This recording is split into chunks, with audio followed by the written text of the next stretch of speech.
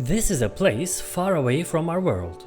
On a great continent, there's a land where 4 different races live together: humans, elves, dwarves, and orcs. On these lands, for centuries in the past, wars, disagreements, and great disasters happened. But now, the wounds of the past have been healed. Today, an unmatched peace rules over these lands. The cities of humans, the glorious and magical forests of the elves, the stone-carved houses of dwarves, and the tribes of the orcs. Even though each of them has founded different kingdoms, the bonds between them have now turned into an unbreakable brotherhood.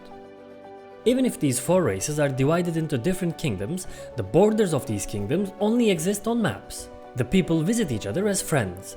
In marketplaces, different languages mix together. Humans and elves sit side by side and sing songs. Dwarves and orcs light festival fires together. Even though they come from different origins, the wisdom and culture of the elves have inspired everyone. The books that were written and the stories that were shared made everyone a part of one culture. And in the very heart of this continent rises a sacred mountain.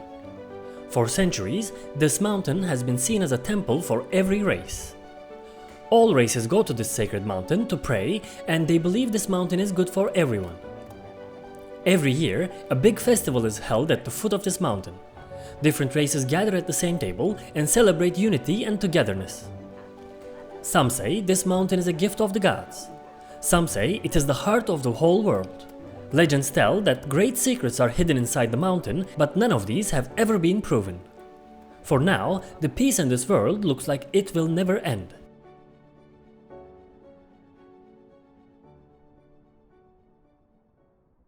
This is a young man from the human race. His name is Uyez. Today, he has just turned 18. According to human traditions, this age is the symbol of passing from childhood to adulthood. And today, before Uyez joins the army, there is something he has to do. He must go to the sacred mountain and pray. When Uyez reaches the foot of the mountain, his heart beats loudly with both fear and excitement. Just like everyone has done for 100 years, he raises his hands to the sky and starts his prayer. But at that moment, strange sounds begin to rise from inside the mountain. Uyez starts to hear whispers echoing behind the stones. These voices tell Uyez that here lies endless wealth. But only one race will reach this treasure, and the others will be completely destroyed. After hearing these things, young Uyez wakes up in fear, and when he comes to himself screaming, he cannot understand whether this was a dream or a prophecy. Covered in sweat, he quickly returns to the kingdom and tells the human king what he saw. After hearing this, the king remains silent for a very long time, because he too had heard this legend before. The situation was very serious. Because of this, the king immediately sent messages to the other kingdoms. The leaders of the 4 races were called to an urgent meeting at the foot of the mountain. At first, everything goes calmly at the meeting.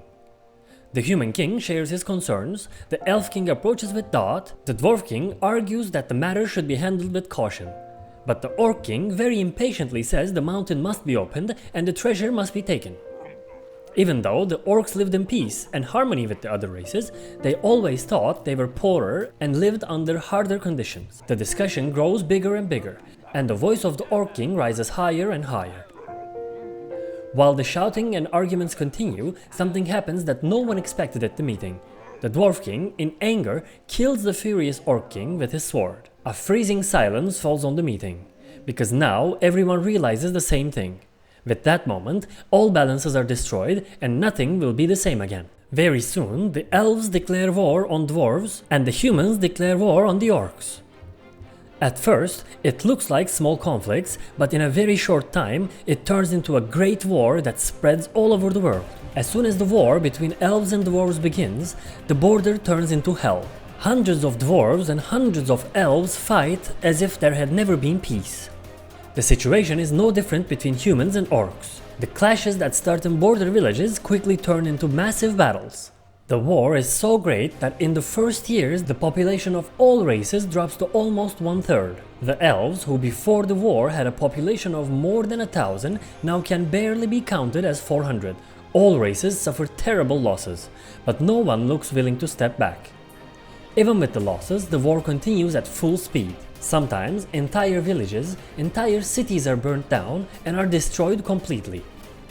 The lands where the people danced together and held festivals not long ago today become graves for thousands from those same people. The hatred between these races reaches such a point that the war is not only fought by soldiers but also by ordinary people. The races, having lost so many soldiers, fight with all their strength for endless wealth. The world dies more and more each day, as if peace had never existed on these lands.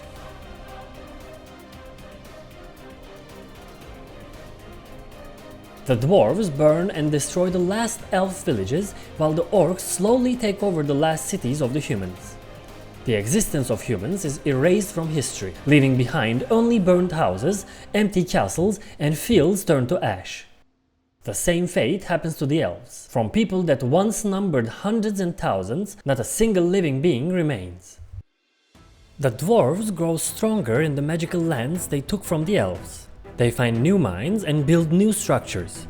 Their wealth increases and their people feel they are living in a golden age. The orcs are not idle either. They strengthen their armies and heal their wounds opened in the Great War.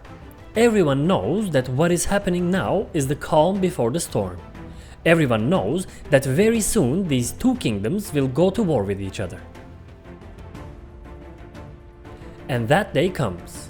In the shadow of the sacred mountain, the first war cries are shouted by the dwarves. On the very first day of the war, the lands are in flames. Villages burn, forests disappear, fields turn to ash. Even the nature around the mountain cannot bear the weight of this war. The war destroys both orcs and dwarves, and nature as well.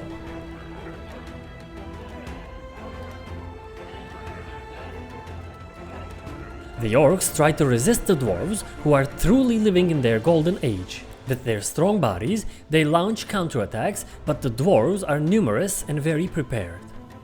The war lasts for years, but in the end the dwarves are victorious. The orcs fall one by one, and their cities are destroyed. And in the end, only one race remains in the world: the dwarves. The dwarves celebrate being the last race left standing after years of bloody war. The intoxication of victory soon turns into excitement, because they all know that now it is time to reach the riches behind the sacred mountain. After all the destruction, the losses, and the price paid, the dwarves see themselves as the people most deserving of the reward. And this thought creates a wave of joy among the crowd. Very soon after the war, hundreds of dwarves, led by their king, gather at the foot of the sacred mountain. All the dwarves are very excited, waiting to reach the endless wealth. After years of wars, after destroying their neighbors they had lived with for centuries, they think they have finally achieved their goal. The dwarf king steps forward, walking towards the gate of the mountain. He raises his hand and begins to speak loudly. The king tells the sacred mountain what happened: the destruction of the elves, the erasure of the humans, and the great victory against the orcs. As soon as the king finishes his words, the sacred mountain shakes and an entrance opens inside. And when they look inside, they cannot believe their eyes. The inside of the mountain is filled with gold, precious stones, and ores. The dwarf king smiles and takes the first step. The reward of years of bloody wars stands right before the king. But as soon as the king takes his steps inside the mountain, deep, muffled sounds rise from within. The walls begin to crack. From between the rocks, gigantic figures appear. Hundreds of glowing white guardians with shining eyes silently emerge from the walls of the mountain, standing before the dwarf king. These guardians kill the dwarf king and everyone who entered the mountain within seconds. And then the guardians walk out of the mountain gates. They are no longer content with just the dwarves inside. The guardians of the mountain spread across the world. They find every village, every castle, every mine, and kill the dwarves. The attack of the guardians lasts for days, weeks, even months. Wherever they go, they destroy everything until not a single dwarf is left, leaving no stone standing in any city, village, or town. The guardians fall upon the dwarf kingdom like a snowstorm that kills everything in its path. No matter how much they try to resist the guardians of the mountain, the dwarves slowly disappear. When the last village is destroyed and the last dwarf is killed, the world is left only with silence. The sacred mountain punishes the greed of the people and cleans the world of greed and hunger for wealth.